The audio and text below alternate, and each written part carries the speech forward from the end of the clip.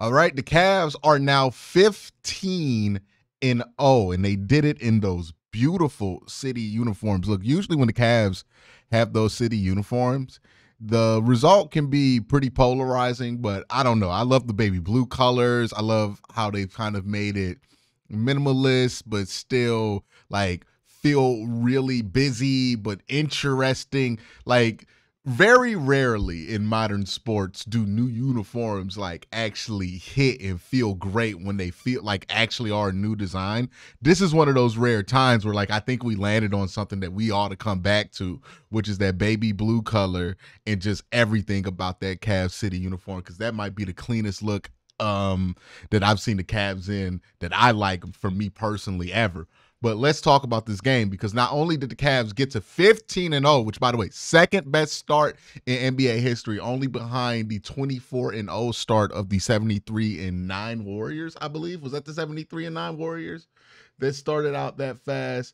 That was the 15-16 Warriors. So the Warriors that ironically enough lost to the Cavs in the NBA final after blowing a 3-1 lead.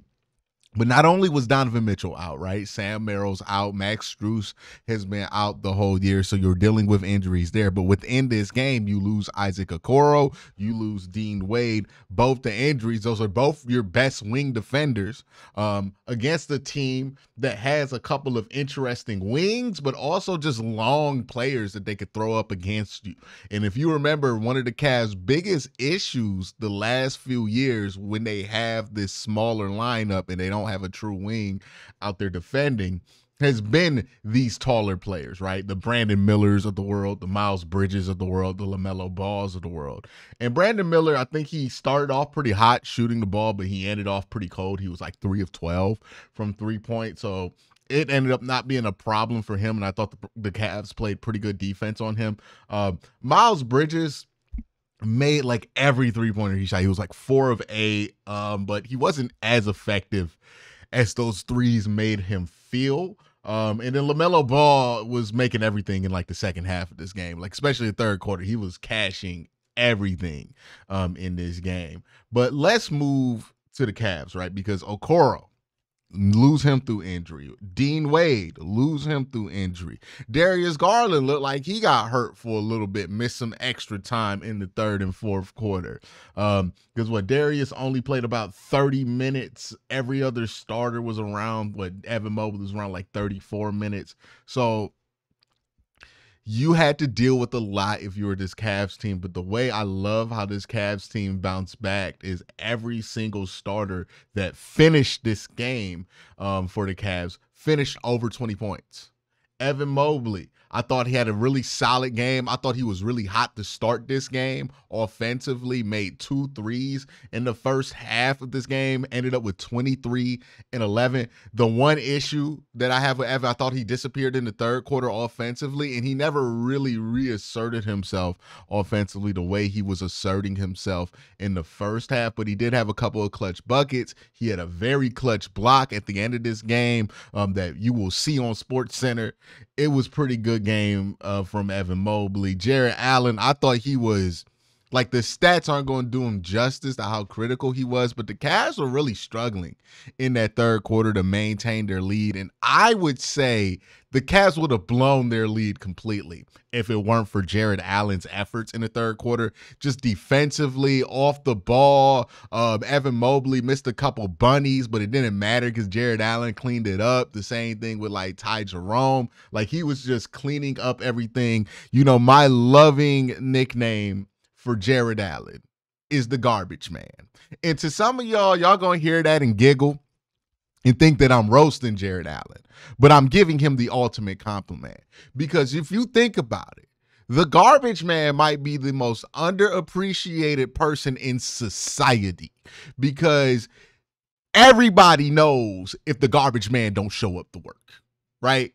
Everybody takes the garbage man for granted when he's doing his job, when he's taking out that trash. We all take for granted that we don't have to deal with 18 piles of trash right up in front of our house until it composes into the earth.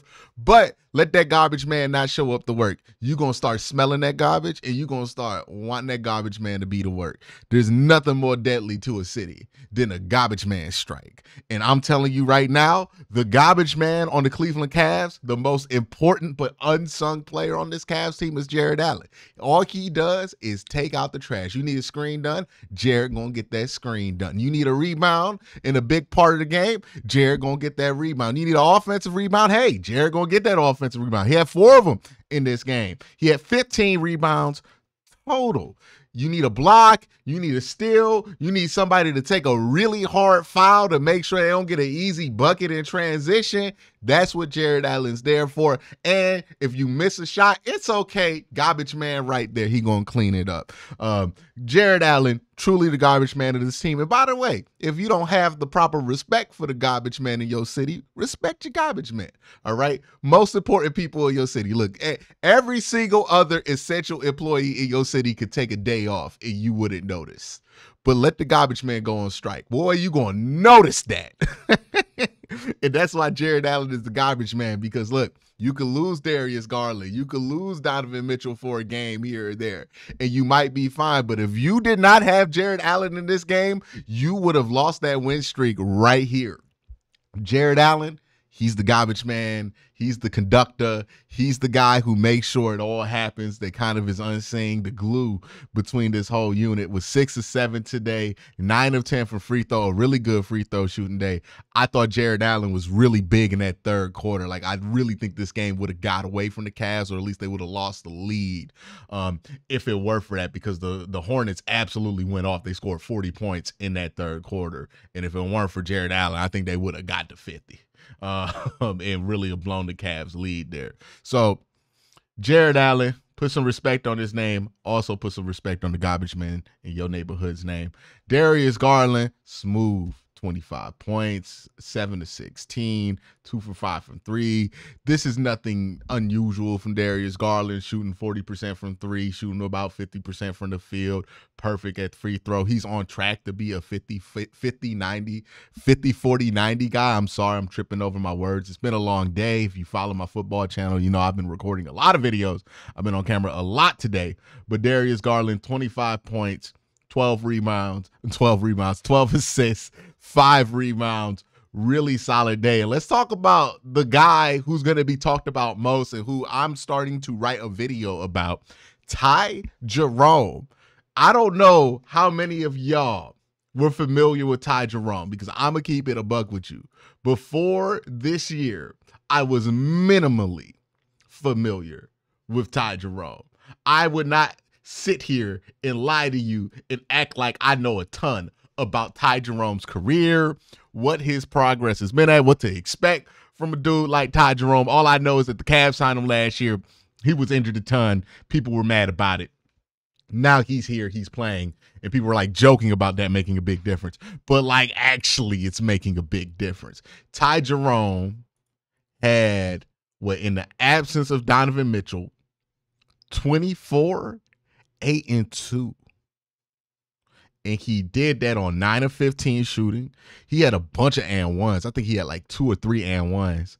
And then 4 of 7 from 3-point. And let me tell you something about them Ty Jerome 3-pointers. They come at the right time, man. Like, every time Ty Jerome make a 3, it's like you need somebody to make a 3. So like, those 4 3-pointers he made, it's already impressive. He went 4 and 7. But it's not just that he gets the 3, it's when he makes those 3s, because them 3s be coming at the right time every time. He was insanely clutch in this game. Again, I think the unsung heroes in this game, Jared Allen, Ty Jerome, right? Darius Garland did what he's supposed to an extent. Evan Mobley did what he's supposed to, right? You expect Evan to get about 18. He got 23. He did a little bit more than you were expecting, but 25 from Darius Garland, that's not what you expect. But getting 21 and 15 from Jared Allen, plus the defensive contributions, and Ty Jerome 24 and 8 from him, that's fantastic. That's fantastic. You gotta give your hand to Kenny Atkinson. He's really figured it out. Like this bench, also, we gotta talk about it. It's much better than last year to the point to where you can elevate somebody off the bench like Ty Jerome and get 24 points. You're not so desperate on a Karis LeVert good game for your bench production because Karis LeVert, he played 32 minutes in this game, had 4 points. Now that happens sometimes with Karis LeVert, is that he plays 34 minutes and gives you two buckets. But it didn't end up mattering that much because you were able to get 13 from George Niang. And let me tell you something, man. I gotta start putting some respect on Georges Niang because he was hooping today.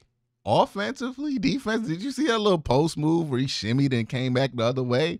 He was hooping. He made some clutch threes. He was very critical on defense. I would say extremely critical at the start of the fourth quarter to this team. Another unsung hero for this Cavs team was absolutely hooping. Hooping. So that's the Cavs' victory over the Charlotte Hornets. Now, at the end of the day, look, I'm not about to act like we're surprised that the Cavs beat the Charlotte Hornets. No, that's something you expect the Cavs to do at this point. But it's also to add on top of that the fact that they are 15-0. The fact that they were able to do this while not just losing Mitchell. Also, no Sam Merrill, no Max Strus, who was a starter for him last year. Isaac Okoro was out. Dean Wade was out for the whole second half. You didn't have Darius Garland in the third quarter. Like, things went wrong for this Cavs team in this game, and they found a way to win. Like, are there some cracks starting to show on this team? Yeah, you're dealing with a lot of injuries right now. The turnovers are starting to be a pain in the ass a little bit here, but you're able to overcome it, right? Like, Evan Mobley probably needs to turn the ball over less, especially in the fourth quarter of these basketball games. But you're still able to figure out your way around it as a basketball team. And now we walk into this game versus the Boston Celtics. Super excited. The two top teams in the East going at it. I believe this game is on national TV. It's got to be at least on ESPN. I don't know how the new Inside the NBA deal works because I heard that they're going to have Inside the NBA on ABC now. Should be something interesting. But it's going to be fun to watch that game. I'm going to have a ton of stuff out on this channel before that game, after that game, and I might even be live during that game. Not 100% decided on that, but so far, pretty impressed with what you can see from the Cavaliers. Thought it was a really good win from this team. Let me know what you think in the comment section down below. Cavs are 15-0. 15-0, the second best start in NBA history. How far do you think they take it? Let me know your prediction in the comment section below. Y'all have a great day. Have an even better night. Peace.